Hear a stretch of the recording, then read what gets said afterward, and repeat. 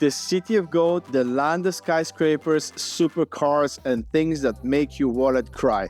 Hello everyone, this is me and Kati, live from Dubai. First stop of our trip, Dubai downtown, the crown jewel, the heartbeat, the look at me center of the city. And oh boy, it did not disappoint. This area is everything Dubai wants you to think it is.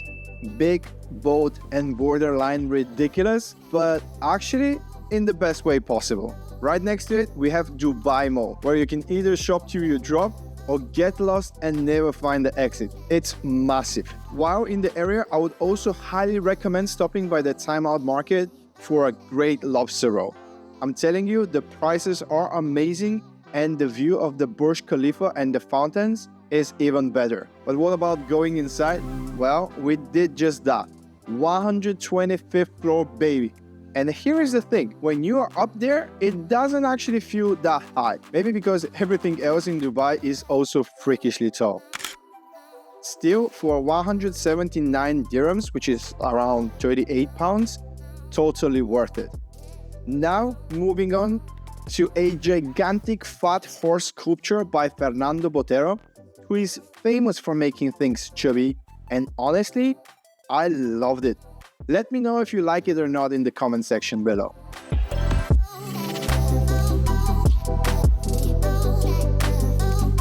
Next, the Dubai fountains. The second best thing in this area for me. They go off every 30 minutes from 6 p.m. to 11 p.m. with an additional afternoon shows at 1 p.m. and 1:30 p.m. And a pro tip here, get there a few minutes early, otherwise you'll be watching the entire show through someone's iPhone screen.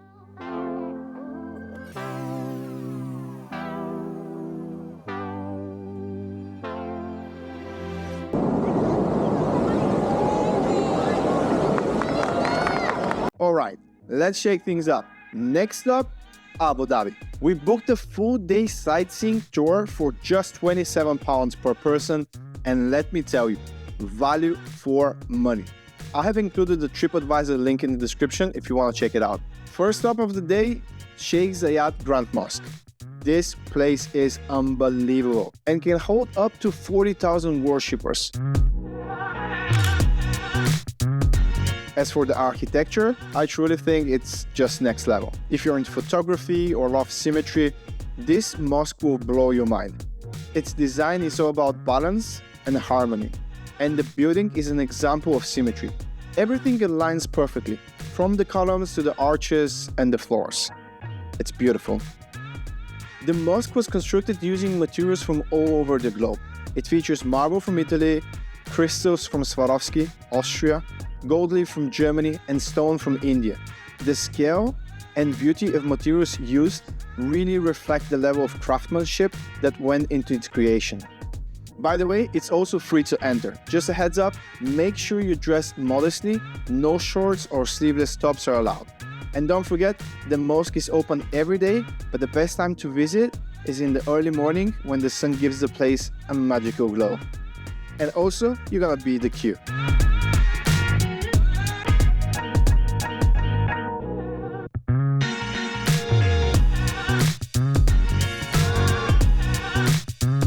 After the mosque, we are heading to the Emirates Heritage Village.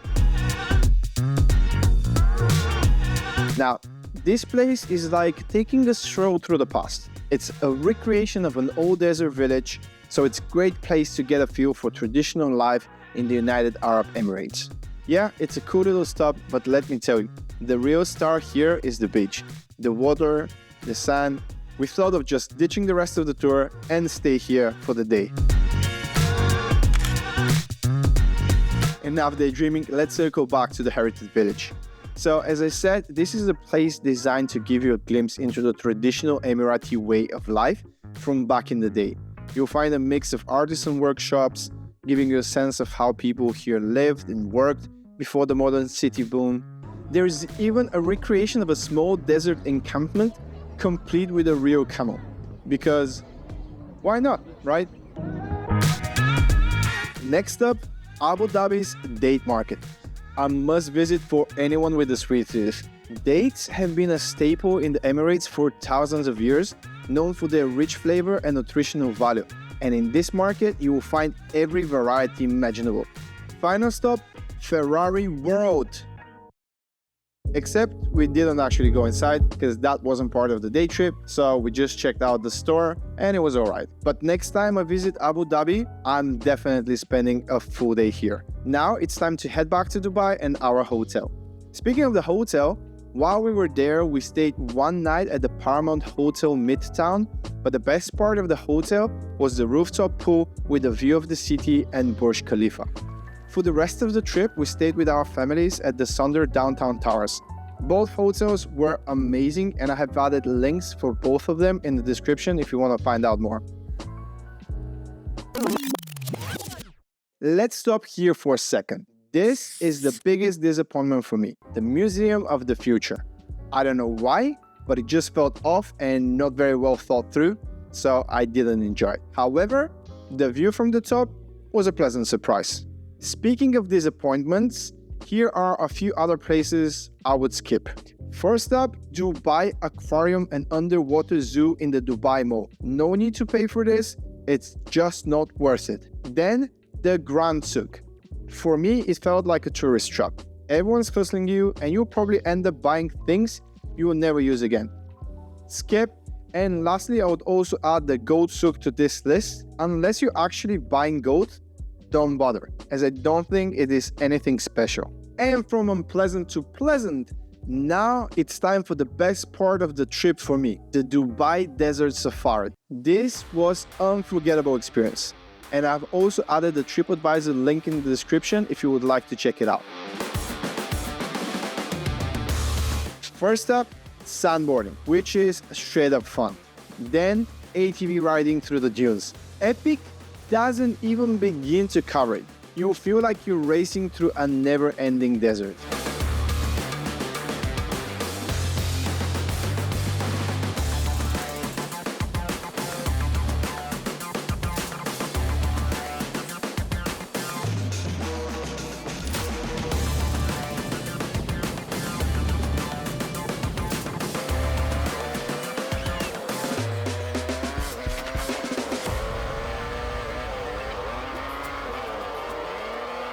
But the real highlight, dune bashing at sunset.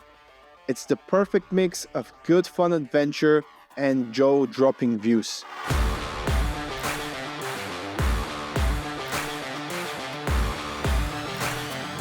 That was so cool, do it again.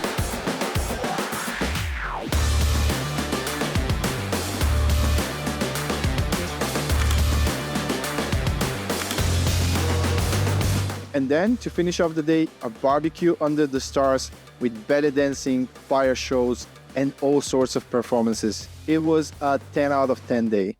The next day, we hit up Dubai Marina for a yacht tour. And this is also a must-do in my opinion. The skyline here is next level, with towering skyscrapers on one side and the peaceful waters of the marina on the other.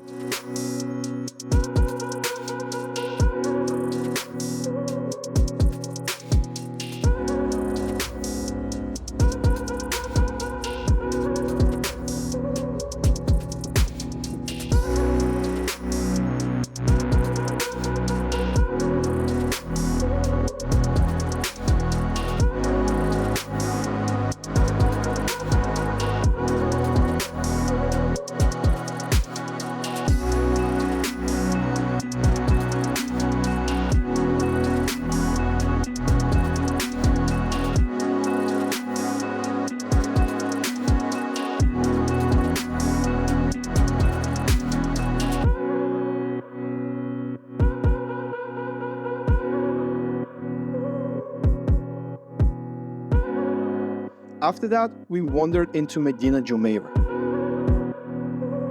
It's hands down the best market we saw in Dubai. Forget the chaos of the tourist traps, this place is so much more chill and has that authentic yet luxurious vibe. The market is set within a stunning resort complex complete with canals and stunning views of the iconic Burj Al Arab. The best part? The atmosphere. It's a laid-back but still elegant with unique boutiques, local artisan shops, and fantastic restaurants and bars. If you're doing just one market in Dubai, make it this one.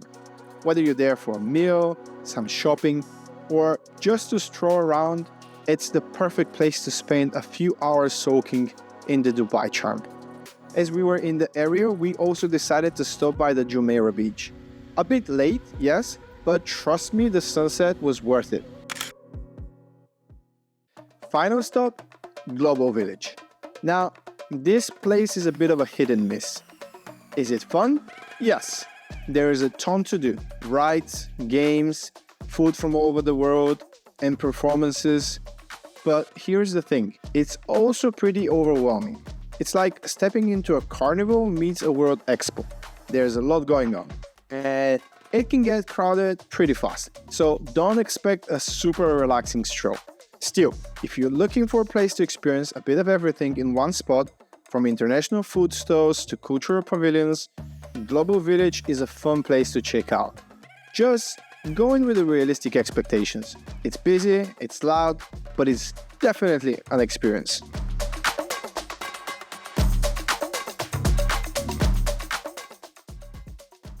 And finally, the last day. We just soaked up the sun, chilled at the beach, and mentally prepared for reality again. So that's my Dubai trip. If you enjoyed this video, hit the like button, drop a comment, and tell me, what would you do in Dubai? Stefan, Dimov, and Catherine van Julova. See ya.